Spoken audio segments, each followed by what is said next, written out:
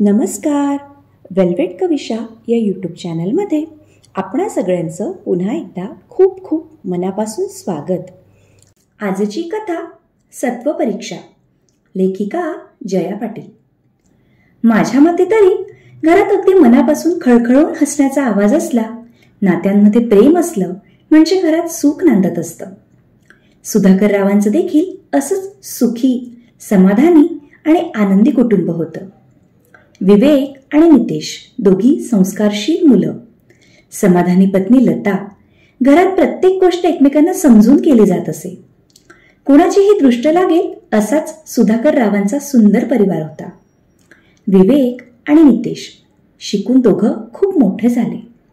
विवेक engineering करून IT क्षेत्रात काम करत होता. नितेश देखील ग्रॅज्युएशन करून बँकेत नोकरीला लागला होता. सुधाकर रावांचे काटकसर करण्याचे दिवस आता संपले होते. सगळंच काही अगदी छान चालू होतं. सुधाकर रावांनी आता विवेकसाठी वधू संशोधन सुरू केलं होतं. मुलांचं लग्न झालं की सेवानिवृत्तीनंतर सगळा वेळ लता आणि नातवंडांना द्यायचा, असं सुधाकर रावांनी मनोमनी ठरवूनच टाकलं. विवेकसाठी त्यांनी अगदी सर्वगुणसंपन्न स्मृतीला पसंत केलं. विवेकने देखील आपल्या वडिलांच्या शब्दाचा मान ठेवला आणि स्मृतीसोबत विवाह करण्यास होकार दिला. विवेक आणि स्मृतीचा विवाह खूप थाटामाटात पार पडला. लवकरच स्मृतीने गोड बातमी दिली.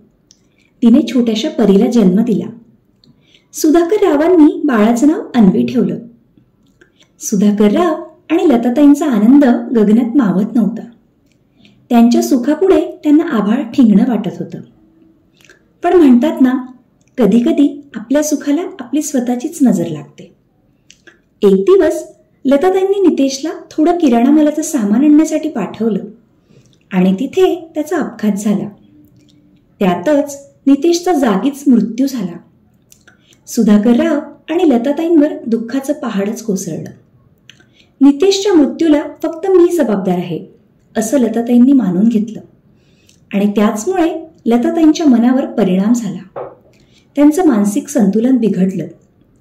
सुधाकर राव, विवेक, स्मृती तिघही लताताईंना सावरण्याचा पुरेपूर प्रयत्न करत होते.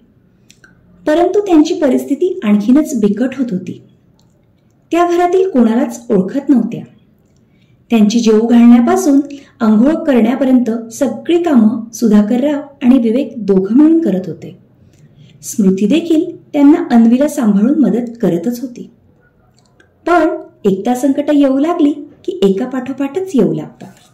अचानक सुधाकर रावांना अर्धांगवायूचा झटका आला आणि त्यांचे दोघी हात आणि पाय निकामी झाले. विवेक आणि स्मृती दोघांची खूप काळजी घेत होते. पण नोकरी, छोटी अन्वी सगळं सांभाळून त्यांची दोघांची खूप ओढाताण होत होती. सुधाकरराव सतत स्वतःला अपराधी मानत होते. ते विवेकला नेहमी म्हणत असत, विवेक, आम्ही आईवडील म्हणून तुला काहीच सुख देऊ शकत नाहीये रे. आमच्यामुळे तुला फक्त आणि फक्त त्रास होतोय. विवेक मात्र नेहमीप्रमाणे म्हणत असे, बाबा, आपण एकच कुटुंब आहोत आणि कुटुंबातील एकमेकांचा, आपल्या आईबाबांचा कधीच मुलांना त्रास नसतो. तुम्ही तर लहानपणापासून तळहातांच्या फोडाप्रमाणे आम्हाला वाढवलं, कुठलीही अपेक्षा न करता. त्याच्यापुढे मी हे तुमच्यासाठी जे करतोय ते काहीच नाहीये. विवेकचं बोलणं ऐकून सुधाकरराव कृतार्थ झाले. स्मृती देखील विवेकची उत्तम साथ देत होती. परंतु नियतीपुढे कुणाचंच काही चालत नाही. सुधाकर रावांची तब्येत खालवत होती. त्यातच त्यांचा मृत्यू झाला. लताताईंना त्यांच्या मानसिक असंतुलनामुळे तर सुधाकर रावांचा मृत्यू झाला हे देखील समजलं नाही. त्यांना पूर्णपणे वेड लागलं होतं. दिवसेंदिवस त्यांची स्थिती आणखीनच खराब होत होती. नातेवाईक आणि इतर सगळेच व्यक्ती लताताईंना वेड्याच्या हॉस्पिटलमध्ये पाठवण्यास विवेकला सांगत होते.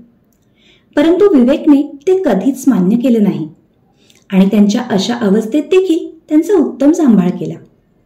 काही दिवसांनी मानसिक त्रास आणि हृदयविकाराच्या झटक्याने लताताईंचा देखील मृत्यू झाला.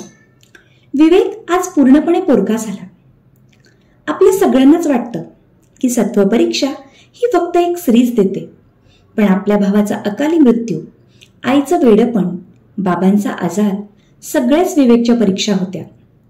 परंतु त्याने संकटांना न जुमानता आईवडिलांची खूप मनापासून सेवा केली आणि या सत्वपरीक्षेत तो पास झाला. आईवडिलांना वाचवणं तर त्याच्या हातात नव्हतं, पण डोळे मिटताना सुधाकररावांच्या डोळ्यात एक समाधान, एक आत्मिक सुख होतं. माझ्यापेक्षा नशीबवान आणि सुखी दुसरं कोणीच नाहीये, कारण माझा विवेकसारखा मुलगा आहे, असंच त्यांना वाटत होतं. दुःखात देखील सुखाची वेगळी परिभाषा विवेकने त्यांना समजावली होती. त्याच्या आपुलकीने आणि प्रेमाने त्यांना एक अनोखं समाधान दिलं होतं.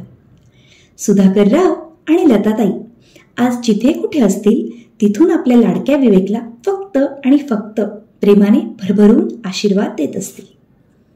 ऐकत रहा, वाचत रहा, पाहत रहा आणि सबस्क्राईब करत रहा वेल्वेट कविशा या यूट्यूब चॅनलला. मला ही कथा कशी वाटली हे तुमच्या कमेंटच्या माध्यमातून आमच्यापर्यंत पोहोचवण्यास विसरू नका.